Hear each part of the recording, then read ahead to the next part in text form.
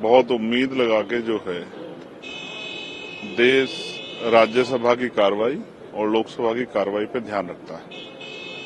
और अगर विपक्षी दल इस बात को लेकर चिंता जाहिर करते हैं कि चेयर पे बैठे चेयरपर्सन सत्ता विपक्ष में भेदभाव करते हैं, विपक्ष के विषयों को नहीं सुनते हैं, विपक्ष के लोगों को मौका नहीं देते हैं, तो फिर हाउस में जिस तरह की परेशानी होती है उससे देश के बहुत बड़े जो जागरूक लोग हैं जिनका ध्यान राज्यसभा लोकसभा उनके ऊपर बहुत उसका बुरा असर पड़ता है। ऐसे में मैं सोचता हूं कि विपक्ष ने अगर ये कदम उठाया तो मुझे लगता है खुशी से तो नहीं उठाया होगा, बहुत पीड़ा में उठाया होगा। और अगर कोई सुधार की गुंजाइश हो तो कोशिश की जा सकती है कि बैठ के चर्चा हो जाए, नहीं गुंजाइश हो तो पिछले कई बार का ये अध्ययन, क्योंकि अगर कोई भी काम होता तो एक दिन में तो नहीं होता, तो उसमें जो अनुभव है विपक्ष का वो बुरा है, इसके आधार पर जो है नो कॉन्फिडेंस मोशन लाया गया। और मैं समझता हूं कि अगर अब भी सुधार की स्थिति नहीं बनेगी तो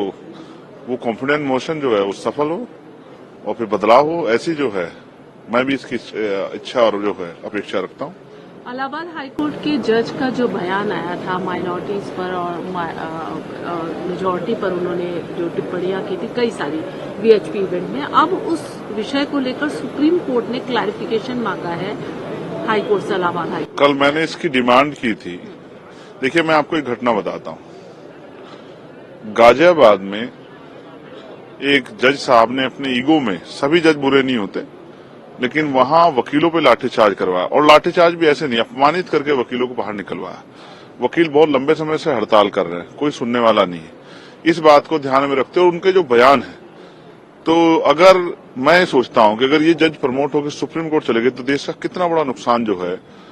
जिस तरह की भावनाएं उनकी है, जिस तरह का जो है निष्पक्षता उनके अंदर नहीं है, तो कितना बड़ा नुकसान कर सकते हैं। तो सिर्फ